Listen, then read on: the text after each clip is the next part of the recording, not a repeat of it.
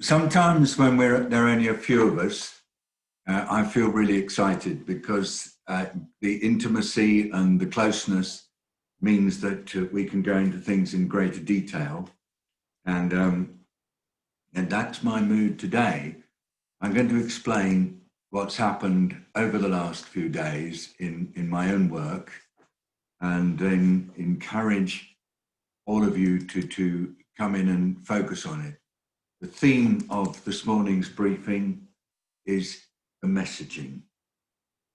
What should those in authority be saying about COVID and issues related to COVID right now?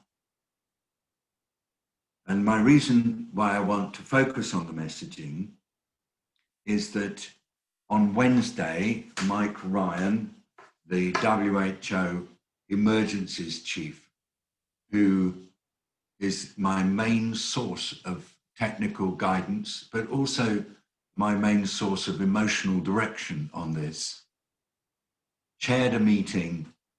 It's a very informal meeting of those responsible for communicable diseases, infectious diseases in different countries around the world. This is the kind of people who you would normally expect to see in an Ebola outbreak or a Marburg outbreak somewhere, particularly tricky conditions. And Mike invited us all to focus on the messaging challenge right now. And I think collectively, we felt that the core principles of infectious disease management are not always top of mind in the debates that are taking place in different countries.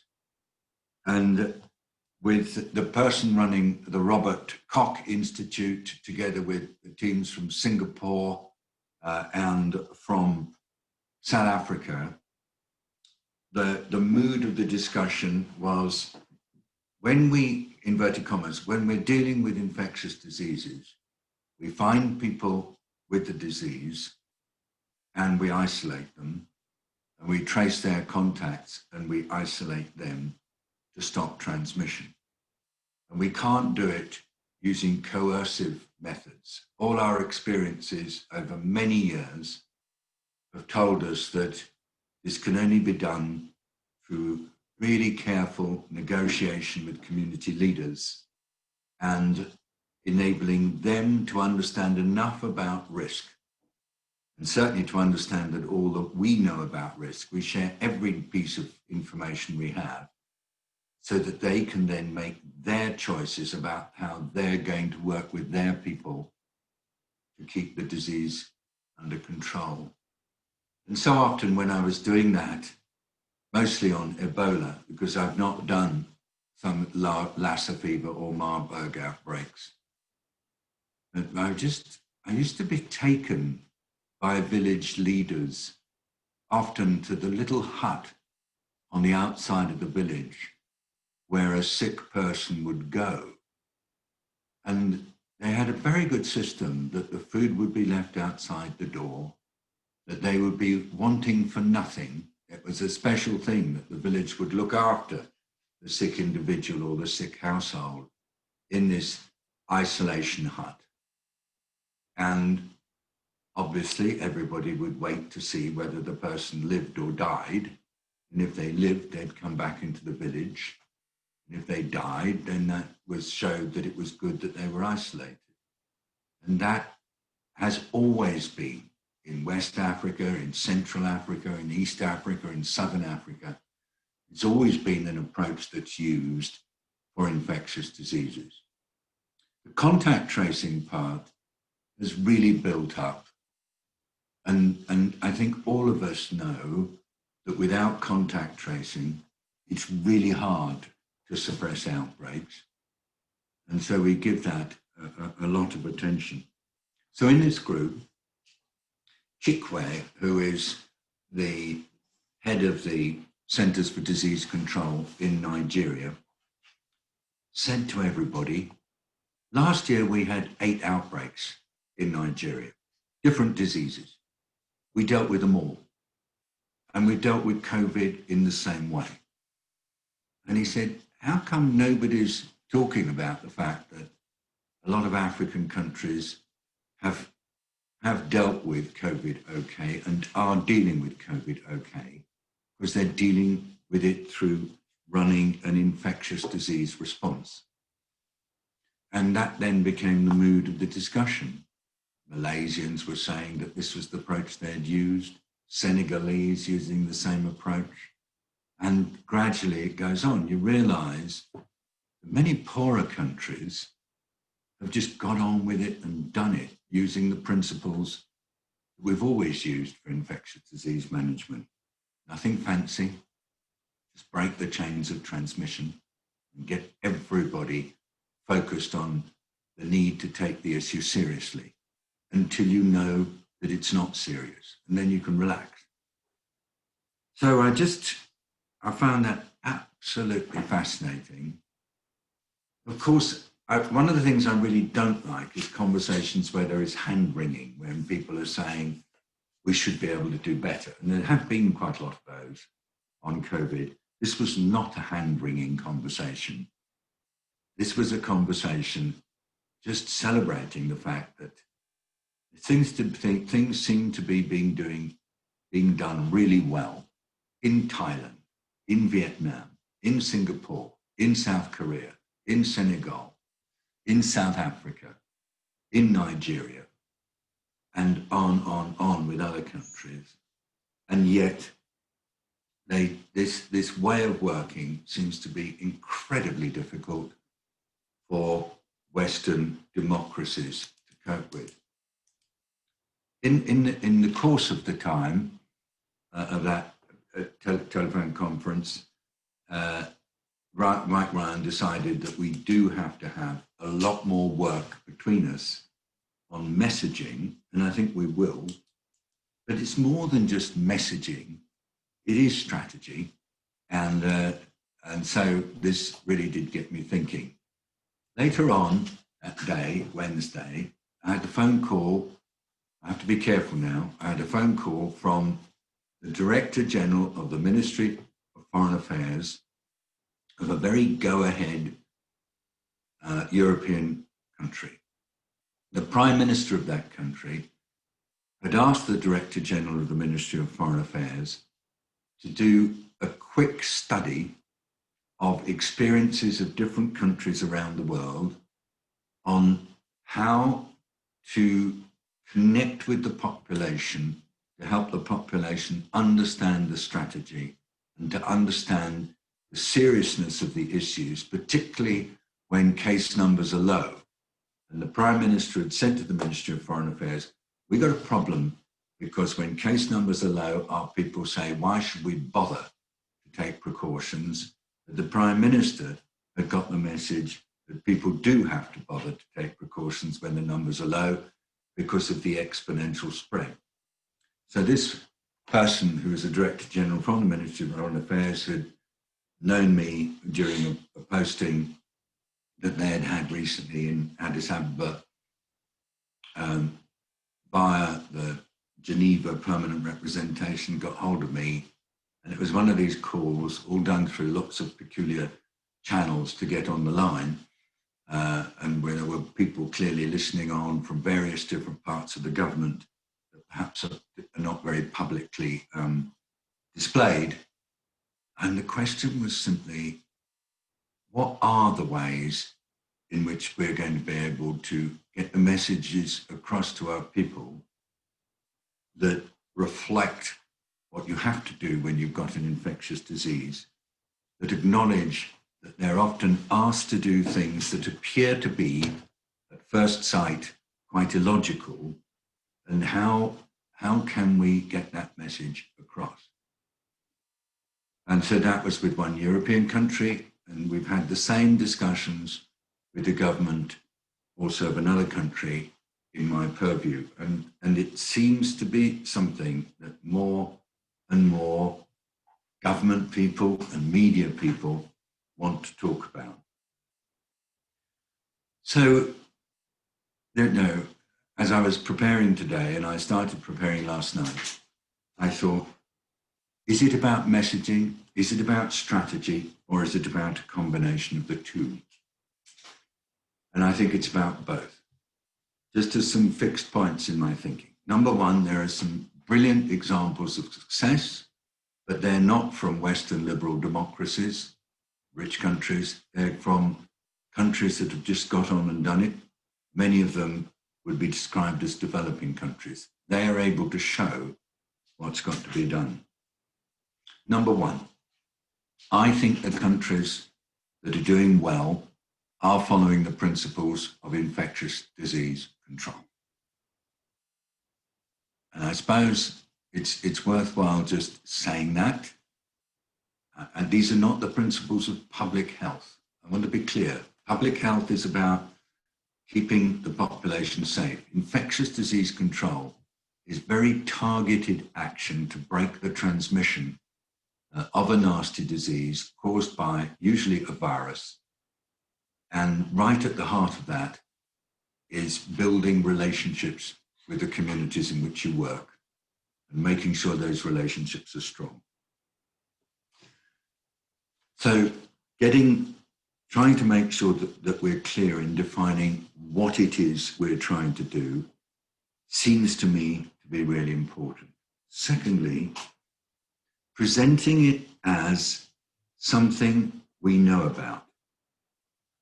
So our tone is not one of repeated anxiety, somber presentations, suggesting that we were all going to get into terrible trouble if we don't all follow actions in unison.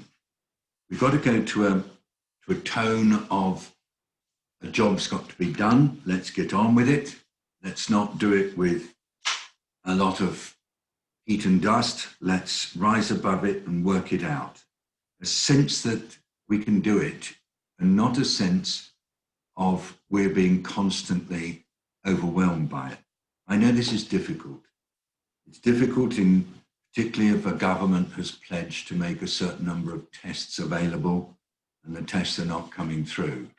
It's difficult if a government is struggling with various issues around capacity in hospitals. So that something we know about and can get on with, language, is quite difficult. I suppose I've been trying that in my own media work, trying constantly to have a steady tone of voice and to suggest that there are no massive surprises in COVID, because that's what I feel.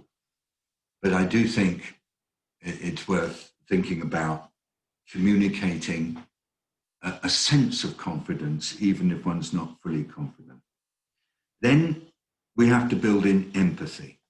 You know, it's no good, and this is my third point, it's no good any of us just going on dealing with COVID by tightening the regulations more and more, and then shouting about how cross we are that particular sections of the population are not behaving properly. You know, what are the emotions? Fear, frightened that this disease might catch us and kill us. Anger, that it's disturbing our lives so much. Sense of sacrifice, we're losing an awful lot. More than 6 months of children's lives messed up because of lack of education. Many people we know losing jobs, businesses going bust, probably several of you in a very difficult situation. You've sacrificed a lot. And then fatigue. Certainly, I have to admit to fatigue. It is quite a grind. So I think with empathy, trying to actually be conscious of the way those emotions are just swirling around in all of our lives is super important. So I was thinking a little bit more overnight about how we can be clear about that. And then fourthly, and this is something that's come from inside our team when we met this morning, the importance of good role modeling. In Western democracies, if somebody does a particularly unacceptable thing, it's very public. There is a member of parliament in the UK who travelled by train from a constituency, woman, I think many of you from the UK will know this story, a constituency in the north to London to come and give a speech and vote in Parliament, and then back on the train going back. And this member of Parliament knew at the beginning that she probably had COVID, and during the time she was in the Houses of Parliament, she knew that she had COVID. She will find this one very difficult to manage. We'll see what happens. But this isn't the only one. You've got the mayor of Madrid fighting with the federal government in Spain against restrictions on movement in Madrid.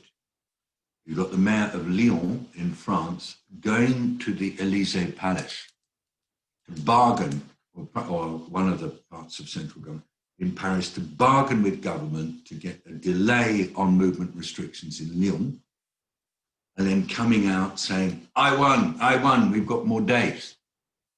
We've got the mayor of, I think it's Middlesbrough, or the leader of the council in Middlesbrough in the UK, just saying, I refuse.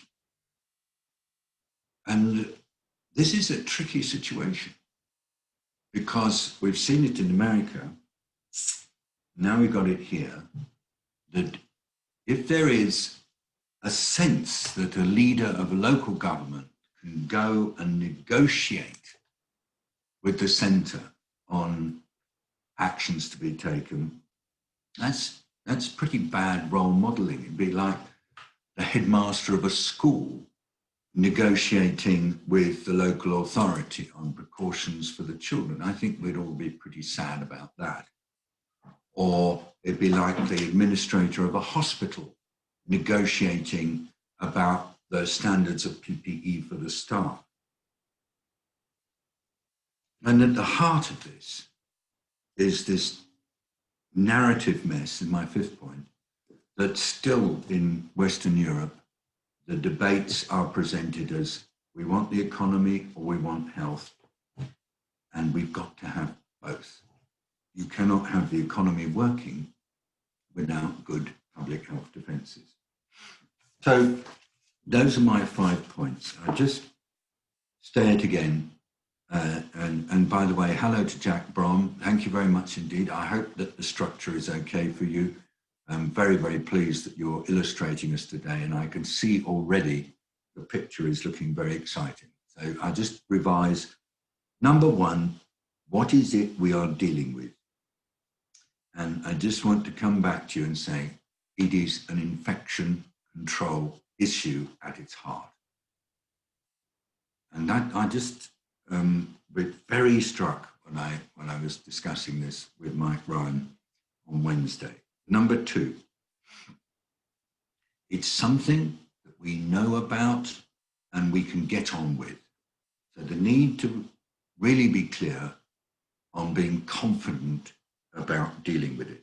Because I feel confident. Somebody said to me, you're in charge of COVID management in country X or city Y. I think I could do it. I don't think I would find it a monstrously difficult issue, only because I've had the good fortune to do these things before in a very messy series of circumstances.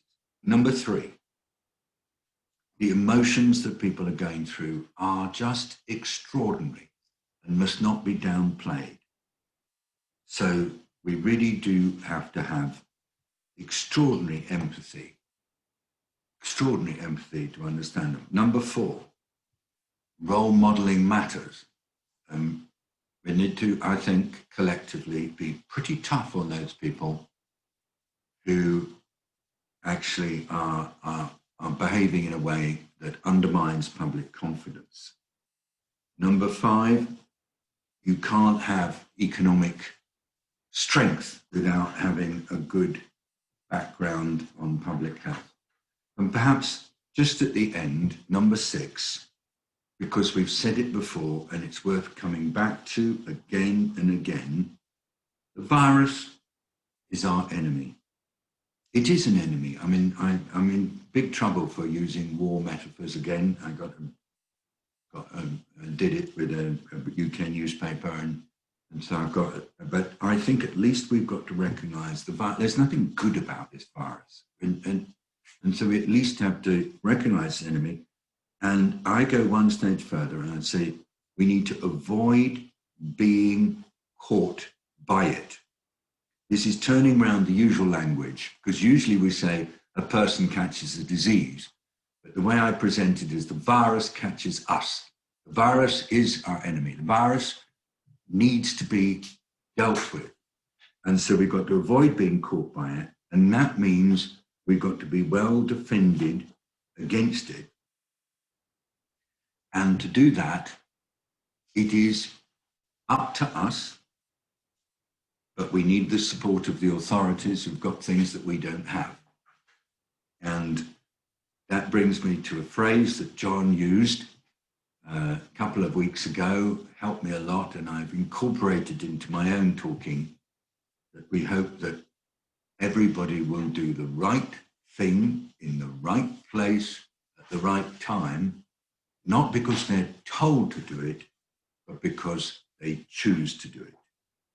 Now, this is super difficult because obviously people need help to do the right thing in the right place at the right time.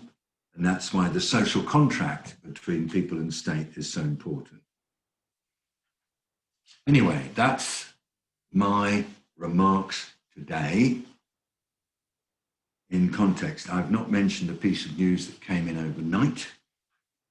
It may be that somebody else wants to talk about it, and I see that there are colleagues on the call who've already indicated they want to talk about it. And I think the overnight news is important, but I wanted others to do it, not me. But I also thought that you might like to put the overnight news in the context of some of these points that I've raised at the beginning, just about messaging and strategy. What I've just discussed, by the way, it's all new. This is what I call unformed thinking. It's emerging, very influenced by a long interview I did with Irish television for broadcast late last night, very influenced by an encounter with Nick Ferrari on London Broadcasting yesterday morning, which was quite tough. I told him he'd had chili in his cornflakes before he interviewed me. He thought that was quite funny, but it wasn't a comfortable interview.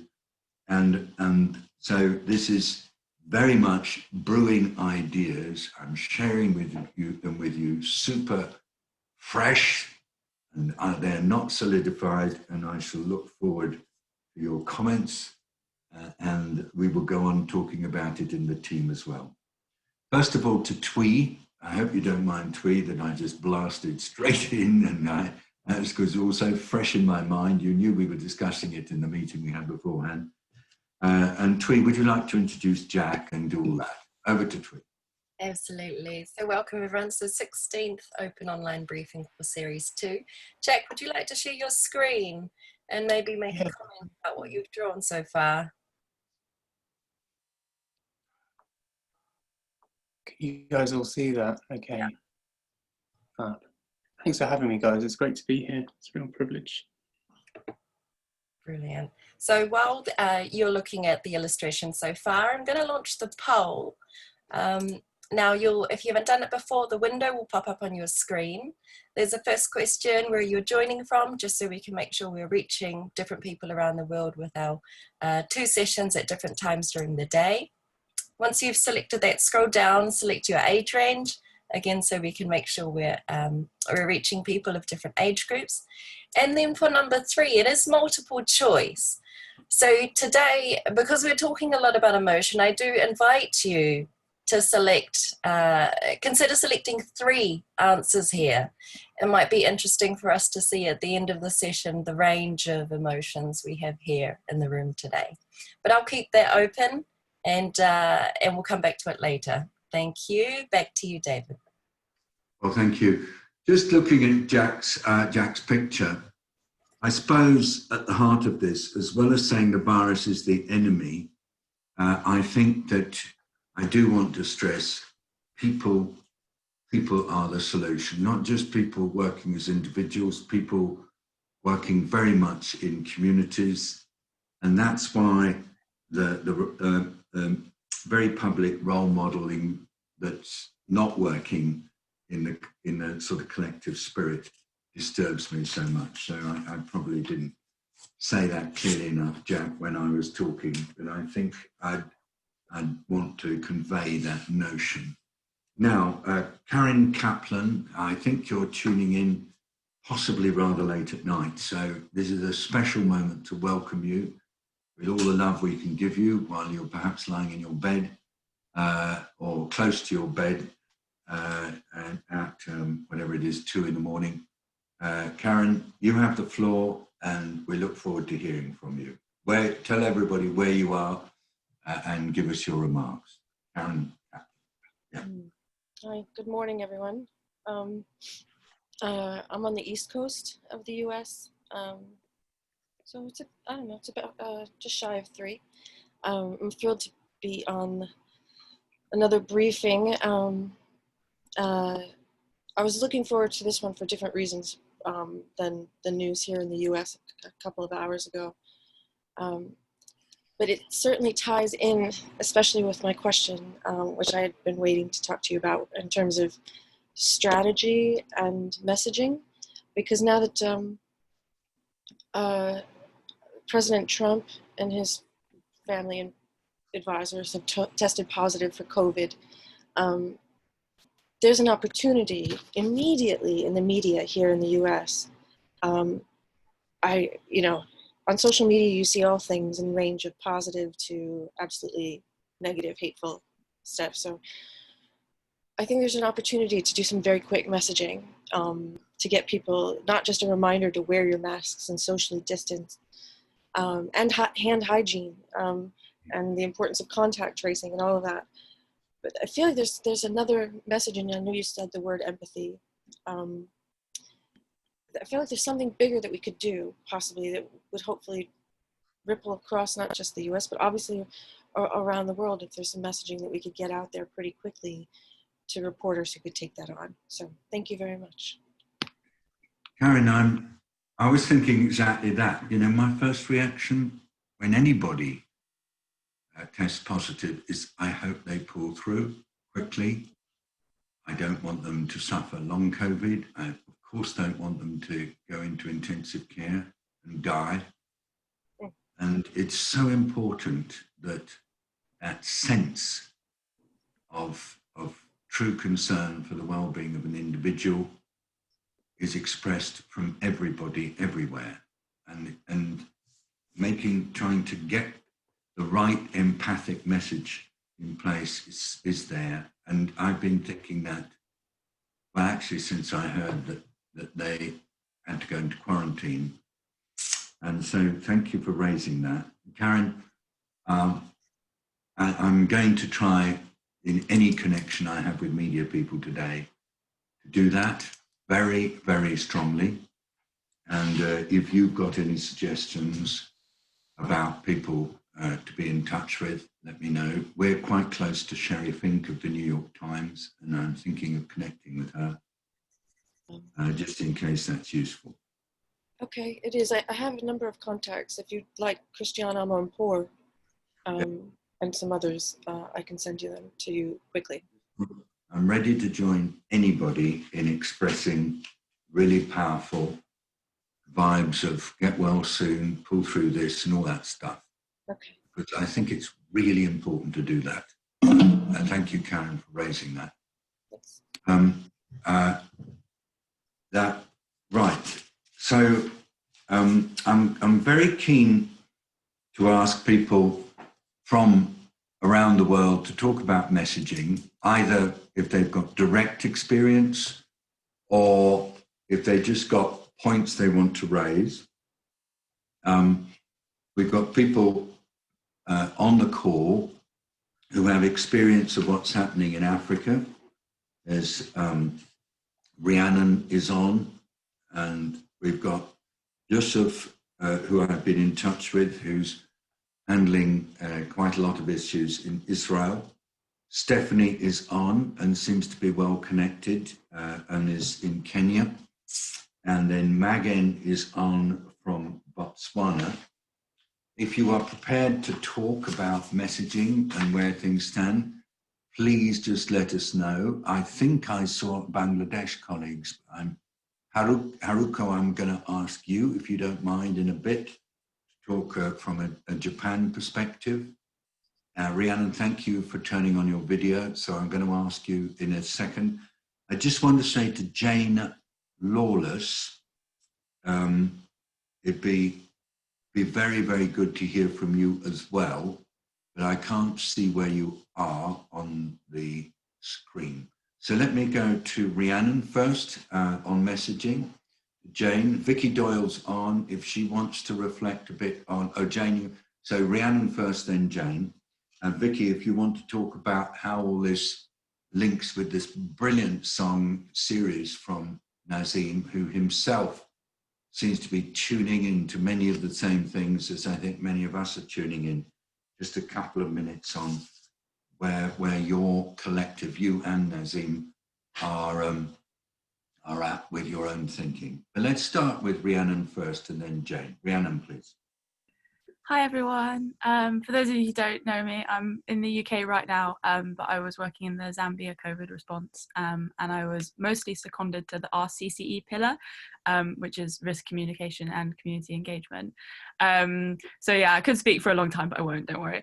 I think one of the things that we learned really on in the pillar with my government colleagues was the empathy point that David raised, because what happened was we put out loads of messaging, so we being like the pillar, so that's government, civil society and donor governments as well, about washing your hands and staying at home, and everyone just got really annoyed because most of the population can't do it. So everyone just got, and it was good that we set up a two-way dialogue with community leaders and civil society leaders. Like a couple of us were quite kind of strong on making sure that we had mechanisms for people to give feedback on messaging and how things were actually going. And that has stayed, I think, and has worked really well. But that allowed us to pick it up quite quickly that this messaging was really annoying people and they were not happy. But that kind of got the empathy point in quite early. And obviously the messaging was then adapted. And yeah, it was really good. So then we kind of would always try and coordinate people who are doing messaging with people who could do wash interventions and stuff like that, and making sure that everyone kind of moved together, especially to the most vulnerable communities. And then we got some kind of DFID, well, FCDO now, money to track all the most vulnerable communities and what they needed in order to be able to do behavior change, and coordinated that. So I think that was a really interesting point about empathy, because we didn't just say, oh, sorry, we kind of backed it up with programming and data and evidence. And then one thing that we never did in that pillar, but I've noticed as soon as I came back to the UK and I'm studying and I'm quite young, was divisive messaging. We never did that, and we never like blamed particular populations for and for any kind of spike in cases. So that's been a big change which I've noticed, which I found very counterproductive. And yeah. you hold on to that, do you think, the rest of your professional life? A silly question, but I do think it's worth just at least floating it to you that this is life learning rather than just momentary learning. Yeah, that's what happened with me. Same sort of thing, right? Very early on in my professional life. Things that never go away. Lena Mahi has to leave in a rush, and Lena's got a 7th point. I also would like to hear from Stephanie if she feels like it on this. So Lena, I'm going to change the order. Lena, if you could just say it very quickly, and then I might ask Stephanie whether she agrees with what Lena has said. Lena, please. Hi, everyone. Thank you for this very interesting discussion. Yeah, I think I've never seen it before, how this pandemic is also like used and played out by politicians. I mean, for example, in my home country, Belgium, there's like really a block of the scientists that come with like the facts and what needs to be done, versus the politicians that then don't dare to push this for their voters. And so this clash between science and politics, or scientists and politicians, is something that I've never seen before in such a big measure. So, and I wanted to add that. Over. Thank you, Lena. And Stephanie, as a young Kenyan scientist who has been encouraging respect for science and for STEM and all that sort of stuff in your country, are you seeing the same, or would you come at it from a different point of view? This is Stephanie from Nairobi, I hope. I hope I'm right. Hi, can you hear me? Perfect. So my opinion is, yesterday I was in a webinar, it was about science diplomacy. And I think there was something, I'm not a professional in that field, but there's something interesting someone said, that if you look at politics, if you look at diplomacy, it's always foundation, it's based on influence. And if you look at COVID-19 right now plays a big, it's a big tool in terms of influence. So that's why politics plays a big role, and people are using it in both good and bad ways. But the main point I got from that webinar, and it was quite interesting, was that, and someone mentioned that this was a statement that we need to keep on saying, science matters. And I think back in what David Nabarro is saying is that the virus is the enemy. And for us to be at the forefront of it is to use science and base our decision works. But it goes both ways. Science will not give us the same voice.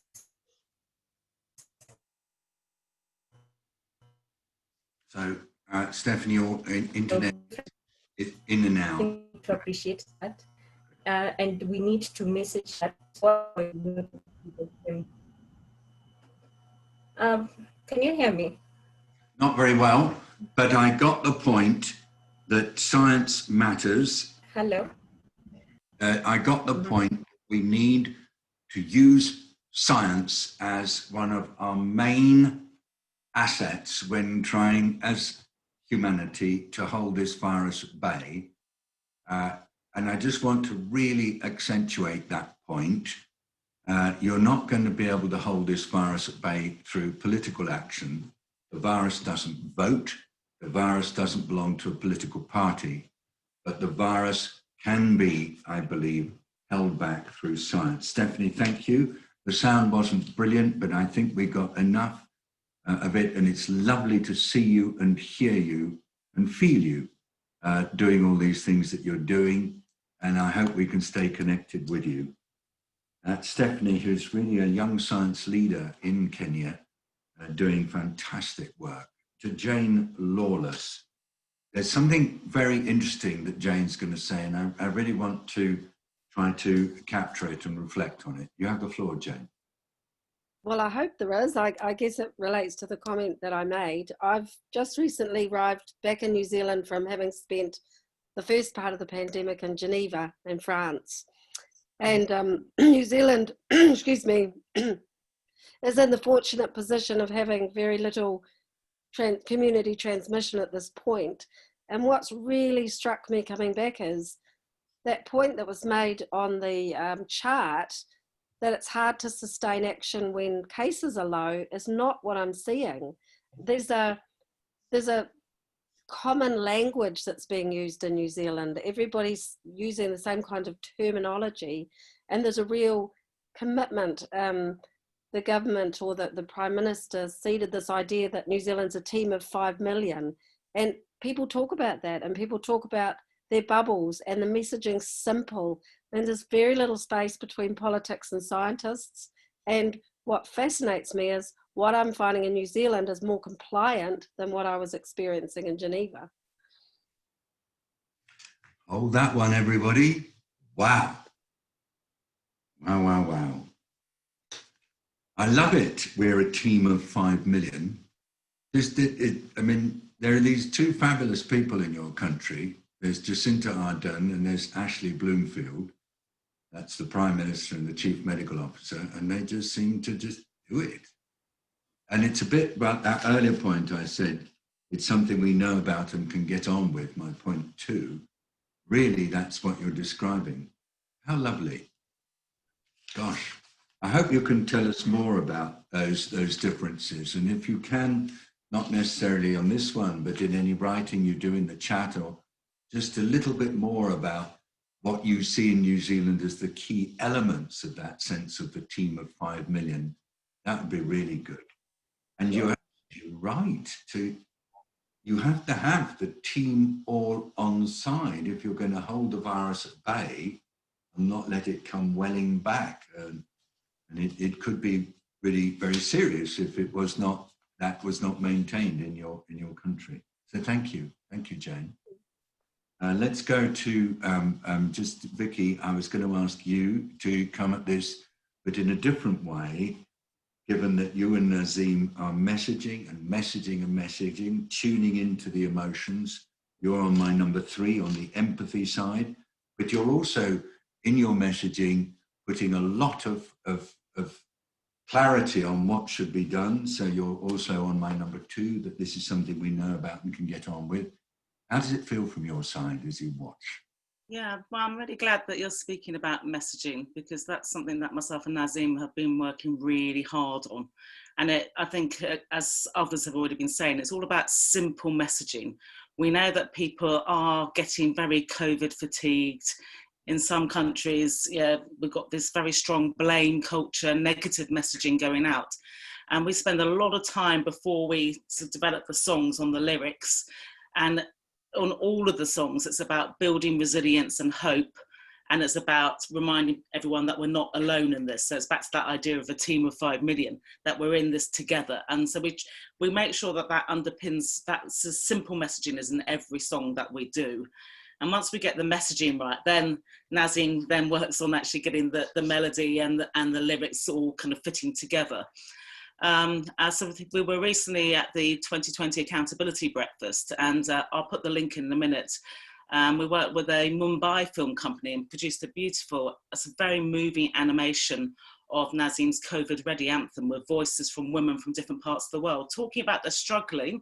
So it talks about the truth and what's happening, but at the same time giving people still that sense of hope and that we're in it together and that we can do something. And another gift for everyone today is he's also written a new song called Time for Change, which is all about calling for action, to hold leaders to account, and about leaving no one behind. And just like one of my favourite lyrics, and that is, let's write our own history and make a path for a brighter future. And so all of these songs, we try and speak about the truth, what's happening. We don't hide that, but also the whole time trying to give those positive messages at the same time. So no, it's really sort of, I'm loving doing this work, because it's trying to get the simple messaging across, but giving a sense of hope. And I think, David, we got, when we first came to your very first online briefing, that was the inspiration for the COVID Ready anthem, because you think a lot about messaging. And I think if we could all do that better, then I think we might get out of this quicker. So I'll put the links in a minute to the chat group and on LinkedIn. But please do look at them, they're great. Nazim and you keeping a diary. It's a lovely journey, your journey on this. I hope you are. Yeah, I am somehow. It's been, I think it's really helped me throughout this crisis of having this way of trying to get those emotions and feelings out, and a way of communicating to a far broader audience. So it's been some of my most favourite work I've been doing. Well, it's a great livable team. Could I go right across the world to Tokyo now? And I want to really give a big, big welcome, round of applause and all the rest for our friend Haruko, who's been keeping in very close touch with us, particularly with TWE. Haruko, tell us what things look like from your perspective in Tokyo. Hello, everyone. Thank you, Dr. David. Sorry for being very, very quiet participant of this community. I've just finished my work. It's still 4 p.m. in Japan. I'd like to share the messaging in Japan. First of all, to give the idea of the situation in Japan, we've had sort of more than 84,000 confirmed cases and around 600 daily new cases. Of those, more than 200 were identified in Tokyo, and the death toll went up to about 1,500. And in August, we've had the second surge of the COVID-19, and maximum daily new case number went up to 1,600, around that. And well, we're now in the, I can say, the number is decreasing slowly. Now the government is trying to make a balance between the health and economy, which is very tricky. Well, in terms of communications in Japan, I think it's very interesting because basically the messages from the government is just a recommendation. The government is just asking people to behave well. For example, wearing a mask. It's very common in Japan, even before the pandemic, especially during flu and hay fever season. A lot of people wear masks, but what is different is during the summer, people don't wear masks. It's really hot and the humidity goes very high, so it's really annoying. But this year, people have changed the behavior. I think more than 90%, almost 100% of people wear masks. So I think people accepted the messages from the government very naturally. Yeah, that's the main point. The main different thing I found from comparing the countries. Well, you told us this when you were writing to us beforehand, and I love it that you can share with us the reality that in your country people do what they feel they must do. Yeah. The team, it's Team Tokyo. I've listened to the mayor of Tokyo talking in meetings, and I'm so impressed by the clarity of her communication. I think she's the mayor, or perhaps she's the chief executive, and she made me understand that there's a combination of very clear work by the government, but also a real appreciation on behalf of many people. And my understanding is you don't have people actually deliberately going against what the government is recommending. Everybody does it, and they do it with pride. Am I right, Haruko? Yeah, I just, well, I posed a question to Twee last time. I think many countries have punishments against not wearing masks or something related to COVID-19. And we do not have such regulations. We don't have strong regulations. So think about that. It's really questionable for me. Is it really necessary to have punishment to make behavior change? Thanks very much, Haruko. Those few words mean such a lot. You can't really change behavior through punishment. I see Holly is in her car. I always like at these points to ask Holly whether she's got some observations on where we're going. Holly, I don't know, if you're driving, it might be quite difficult. I'm trying to work out whether you're driving or not. I can't hear you. There's something wrong with the sound. Do you want to give it one more go? Okay. You hear me now? Yeah, perfect. Yeah. So I've just dropped off my son. Sorry, that's why I'm in the car. There are a few things that I did want to say. So the first one was just a support for local and the connection between local leaders and community leaders. So not particularly positions of authority, in formal senses, but relational authority and how important that is, because people listen to people that they know and understand and connect with. And the second thing was your point about being clear on what we're trying to do and that we know things. So one of the things at the moment is that people have fatigue because of the level of uncertainty about what's going on. So if you can provide them with some certainty, that actually makes them feel empowered. It makes them feel like that they have some boundaries and containment for what they're experiencing. So that's why it's so important. And we're at this point in terms of psychologically the 6-month block. So anytime you're in a stressful situation, that feeling of uncertainty or difficulty, it's difficult at this point.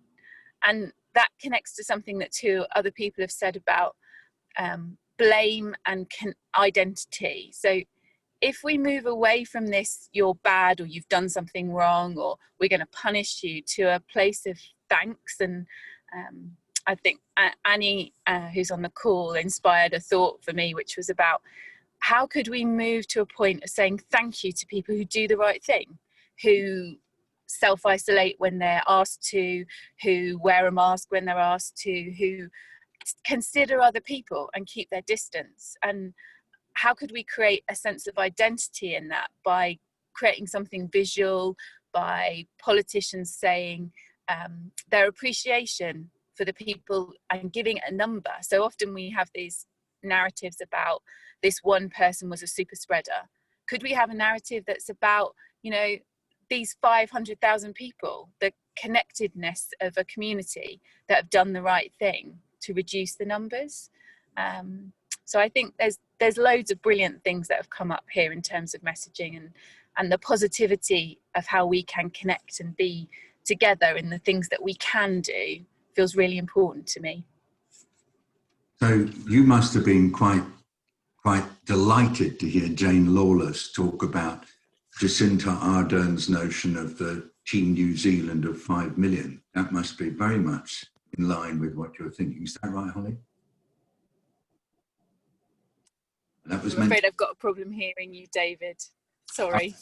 No, I was just saying you must have been super pleased to hear from Jane Lawless about Team New Zealand being 5 million strong. Yeah. Yeah. Absolutely. That's exactly, the connection is really there. And that sense of creating an identity of a whole country, that's a phenomenal piece of work that she's managed to do.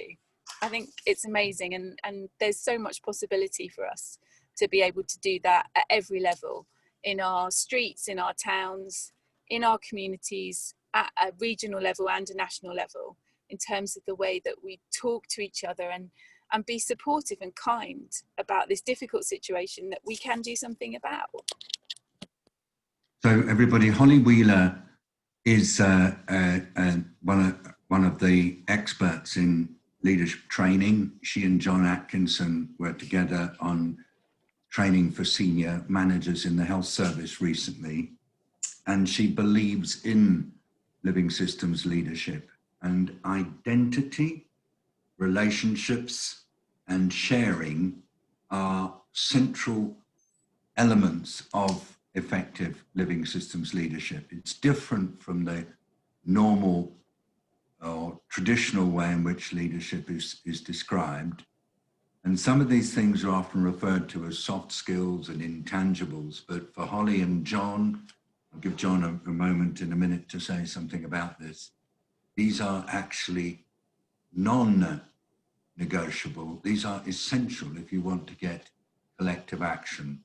And so thank you, Holly, for really picking that up. I just want to go to Megan in Hawarone. This is, it's great that you're connected, Megan. We can see you. We couldn't see you last time. And we really are delighted you joined us again. And you really had a big influence on our last conversation. Do you want to reflect at all on what we've discussed today? Over to you, Megan, in Botswana. See if you can unmute. I haven't unmuted. Okay, thank you, David. I'm not on the task force, but we have a task force at our university hospital that are taking care of COVID patients and everything. They're being admitted in our school university. But our clinic is doing the counseling. We received telephone calls from people who have anxiety issues and people who have who are experiencing well-being, and those who have developed low self-esteem. And we're doing mainly online counseling.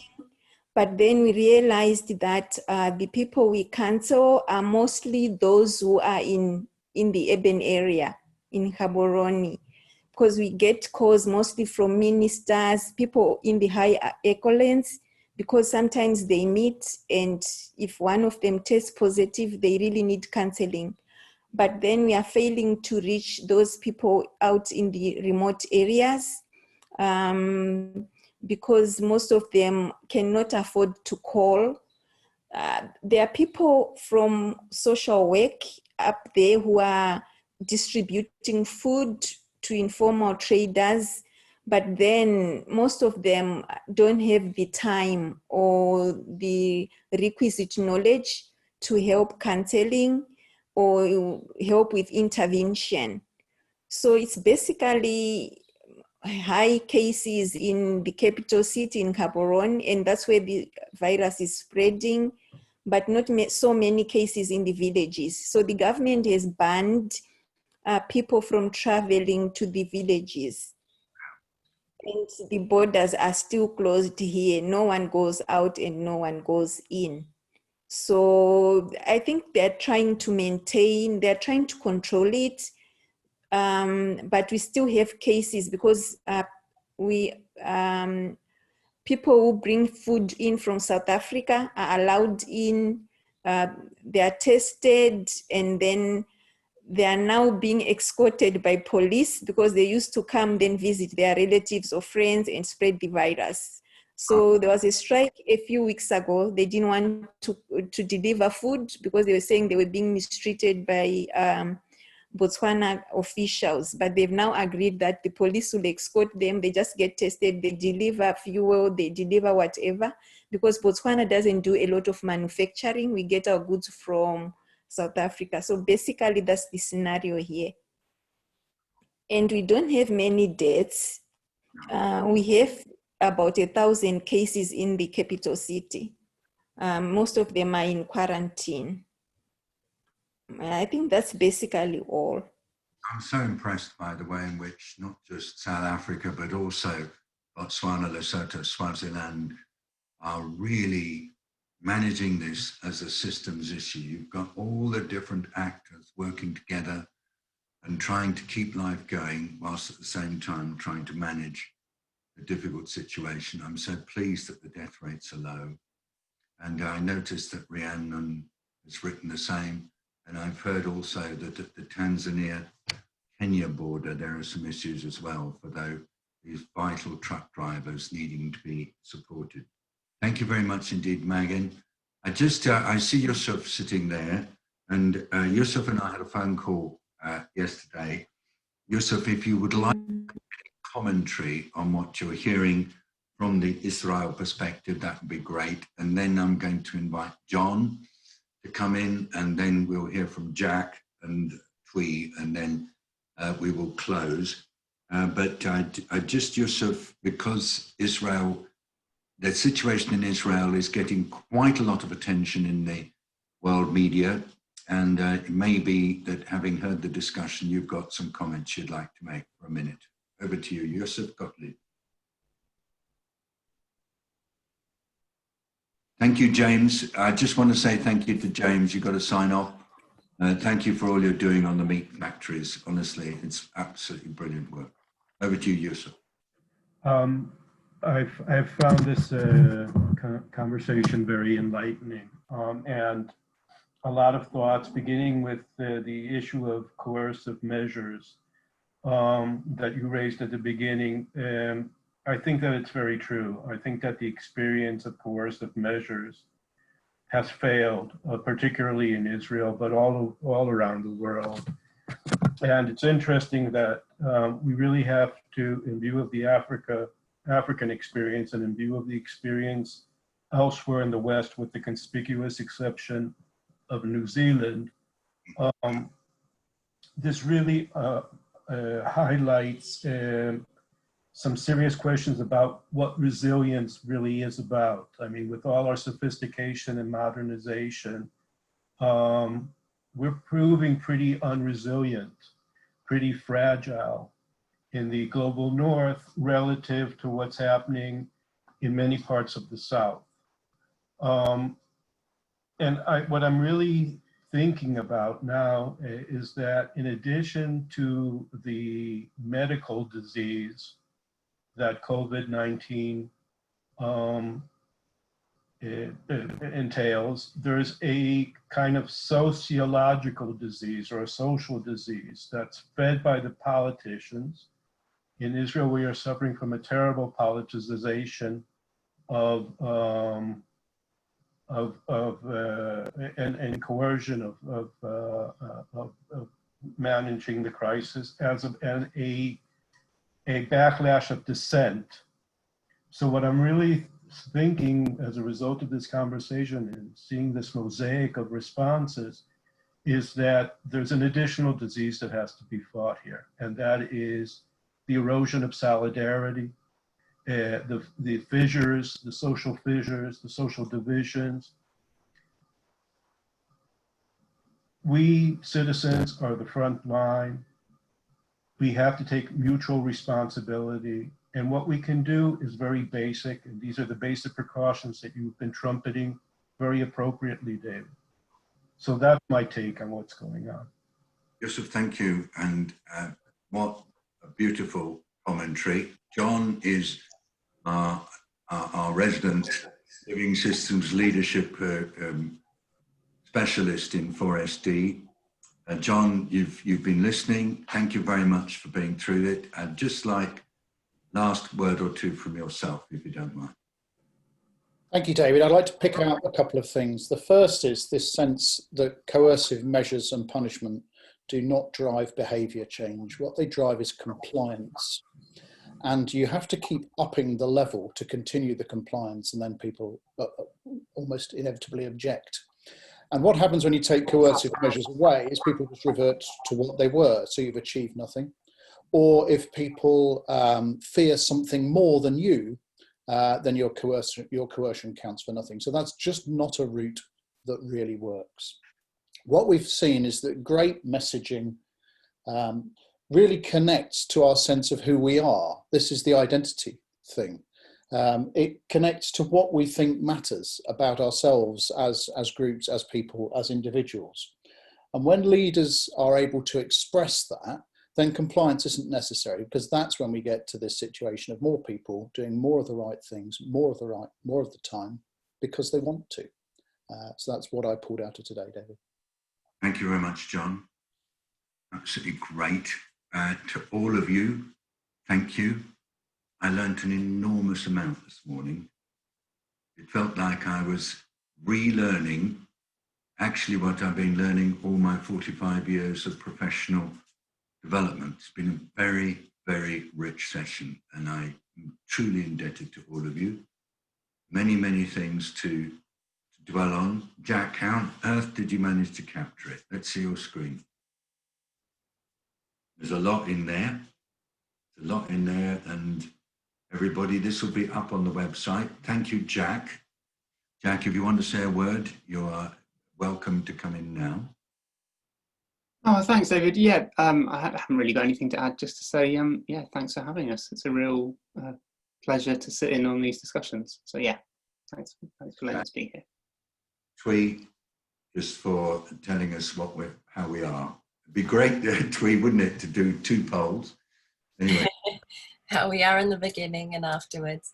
Thank you. So we have most people joining from Europe, and great to see a few people from East Asia Pacific region as well.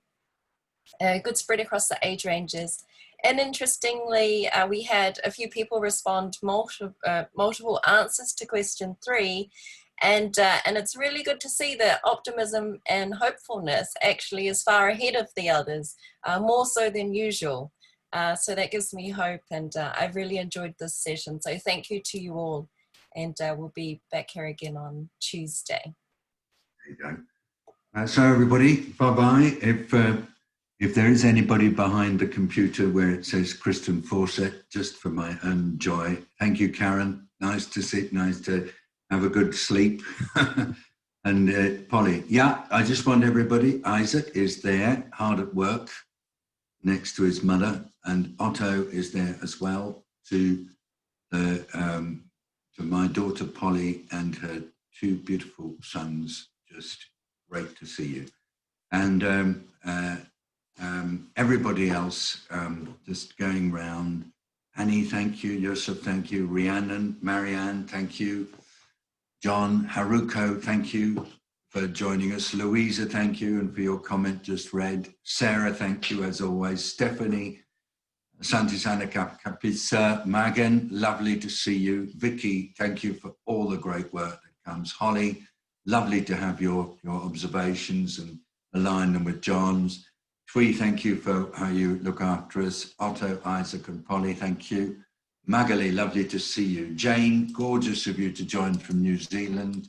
Florence, thank you. Moira Allen, lovely to see you. Sakan Metan, I don't know where you are, Sakan, but it's lovely to see you. Rojan, thank you for continuing to keep us in touch with what's happening in Nepal. And thank you, Will, gorgeous. Catherine, thank you for looking after us. Ian Boyd, lovely to see you. Petronilla, and everybody, just super, super to be together. Super. Can't really find any more words to say bye-bye, but I'm just going to therefore see you next time.